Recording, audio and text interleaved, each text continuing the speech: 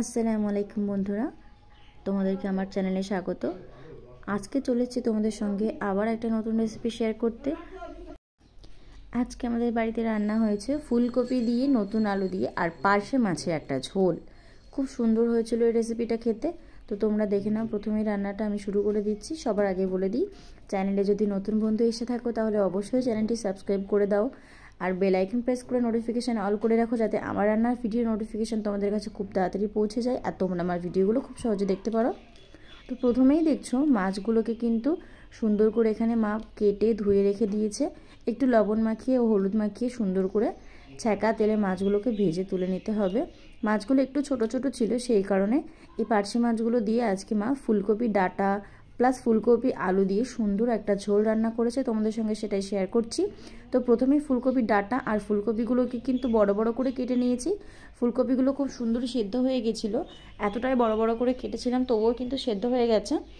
এবার এগুলোকে সুন্দর করে ছ্যাঁকা তেলে ভেজে একটু লবণ ও হলুদ দিয়ে তুলে নিতে হবে। আমি এখানে ফুলকপিটা আগে থেকে ভেজে একটু তুলে নিয়েছিলাম। ফুলকপিটা অনেকটা সেদ্ধ হয়ে গেছিলো, বাকি সেদ্ধটা তো রান্নার সঙ্গে হয়ে গেছে। তোমরা চাইলে আলু ও ফুলকপি একসঙ্গে রান্না করতে পারো, কিন্তু আমি ফুলকপিটা ভেজে রেখেছিলাম। এখানে একটু তেলের মধ্যে দিয়ে দিচ্ছি পেঁয়াজ কুচি ও ঝালের জন্য দিয়ে দিচ্ছি কাঁচা লঙ্কা কুচোনো। এরপরে সুন্দর করে নাড়াচাড়া করতে হবে কাঁচা লঙ্কা কুচোনো। আর পেঁয়াজটা যখন পুরোপুরি ভাজা হয়ে যাবে, আমি এখানে গোটা গোটা করে নতুন আলু কেটে রেখেছিলাম। একেবারেই শীতের প্রথম যে নতুন আলুটা মাঠে উঠেছে সেই আলুটাই কিন্তু এখানে রয়েছে। পেঁয়াজের মধ্যে দিয়ে দিচ্ছি এখানে একটু আদা ও রসুন বাটা। অনেকেই কিন্তু ফুলকপি রান্নার মধ্যে বা টমেটো রান্নার মধ্যে কিন্তু আদা রসুন বাটাটা খেতে পছন্দ করে না, কিন্তু যারা এখনও খাওনি এভাবে তারা একবার খেয়ে দেখো, আশা করি খুব ভালো লাগবে। এরপরে আলুগুলো ধুয়ে রেখেছিলাম, আলুগুলোকে দিয়ে দিচ্ছি। দিয়ে খুব সুন্দর করে নাড়াচাড়া করে মশলার সঙ্গে অনেকক্ষণ ধরে আলুটাকে কিন্তু ভাজতে হবে। ভালো করে ভেজে নেওয়ার পরে তোমরা দেখছো এখানে স্বাদ মতো একটু লবণ দিয়ে দিচ্ছি আমি। আলুগুলোকে সুন্দর করে ভেজে নেব। তোমরা যারা আমার ভিডিও প্রত্যেকদিন দেখো, আমার ভিডিওতে লাইক কমেন্ট করো, তাদেরকে অনেক অনেক থ্যাংক ইউ।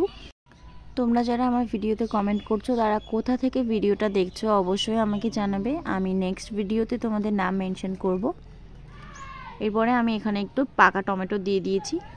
এটা আমি দিয়েছিলাম একটু যাতে অন্যরকম টেস্ট হয়, তোমরা চাইলে নাও দিতে পারো, কিন্তু রান্নাটা করার সময় আমার মনে হলো এর মধ্যে পাকা টমেটো যদি দিই তাহলে কিন্তু আর একটু বেশি টেস্টি হবে রান্নাটা খেতে। তো টমেটো দেওয়ার পরে আমি এখানে হালকা সামান্য পরিমাণে একটু পানি দিয়ে দিয়েছিলাম, দিয়ে আমি এখানে পরিমাণ মতো হলুদ দিয়ে দেব। হলুদটা দেওয়ার পরে টমেটো আর আলুটা খুব সুন্দর করে নাড়াচাড়া করে নেব। যেহেতু ফুলকপিটা আগে থেকে ভেজে তুলে নিয়েছি সেই জন্য টমেটো তো টক হয়, তো সেই কারণে টমেটোটা দিয়েছি যাতে ফুলকপিটা একটু সেদ্ধ হতে অসুবিধা না হয়, আর কিছু হবেও না কারণ ফুলকপিটা আগে থেকেই ভেজে রাখা ছিল। এই জন্য আমি টমেটো দেওয়ার পরেও কিন্তু ফুলকপিটা খুব সুন্দরভাবে গলে গেছে। তোমরা দেখতে পাচ্ছ ফুলকপি এখানে প্রায় 50% সেদ্ধ হয়ে গেছে।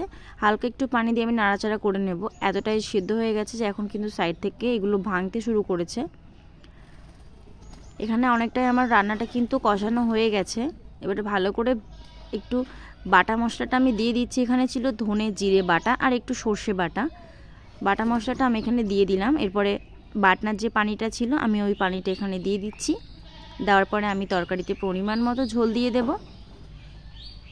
তরকারিটাকে এইভাবেই কিন্তু রেখে দেব। এবারে যখন এটা পুরোপুরি ফুটে আসবে উপর থেকে, তখন ভেজে রাখা মাছগুলোকে এর মধ্যে দিয়ে দিতে হবে।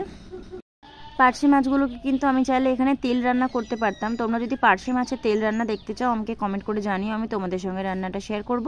তো আজকের ভিডিওটা এই পর্যন্তই। কেমন লাগলো অবশ্যই কমেন্ট করে জানিও। চ্যানেলটিতে সাবস্ক্রাইব করে পাশে থাকো নতুন ভিডিও দেখার জন্য। ভিডিও শেষে অবশ্যই একটি লাইক করতে ভুলবে না বন্ধুরা। কালকে আবারও চলে আসবো নতুন কোনো রান্নার ভিডিও তোমাদের সঙ্গে শেয়ার করতে। আজকের মতো এই পর্যন্তই। খোদা হাফিজ।